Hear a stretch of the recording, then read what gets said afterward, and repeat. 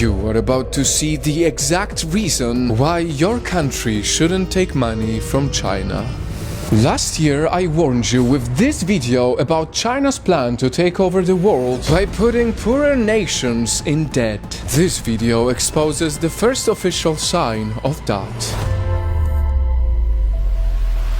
By now, everyone knows that countries take money from China, but not everyone knows the true scale of that. According to research, there are 165 countries that have debt to China. That is literally almost the whole world. And all of this money taking officially makes China the #1 creditor in the world.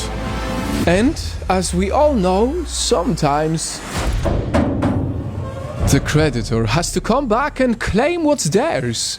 And so China came. There is a country that just lost their only international airport because they couldn't pay the debt. Now the airport belongs to China. Can you guess which country is it? Its capital city is Kampala, and it is officially the most ethnically diverse country in the world. Is it the Philippines, Uganda, Bhutan, or Ukraine?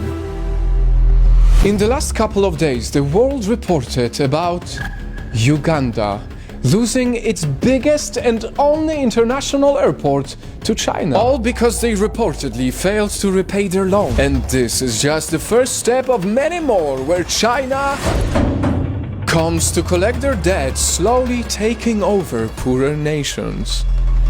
And that is exactly why last year I made this video saying why your country shouldn't be selling out to China. Because when a country borrows money to fund a specific project and later on they are not able to pay, they have to give China one by one their properties, assets, buildings, lands, and as crazy as it may sound, one day even their country.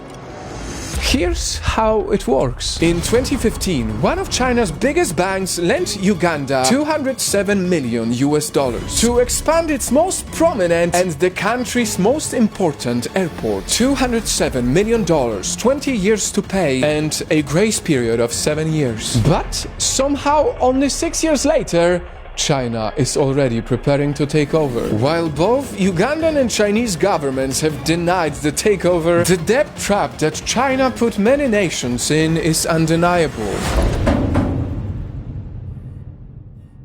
I have said it many times, and some people say that I exaggerate, but it is very clear that the Chinese Communist Party has a long-term strategy to slowly buy out the world. Things like this have been happening for a while now. For instance, in 2018, Sri Lanka, which owed China billions of dollars because they failed to pay their debt, they were allegedly forced to give their international port and 15,000 acres of their land to China.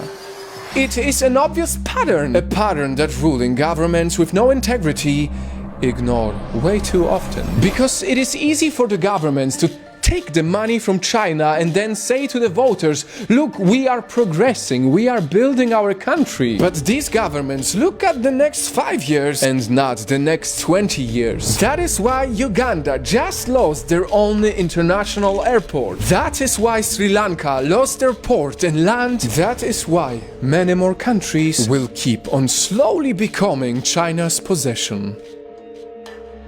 And so, Nightfam, I encourage you to do some research and check how much money does your country owe China. Chances are, if we don't stop our leaders from selling out, our children will be living in the global republic of China.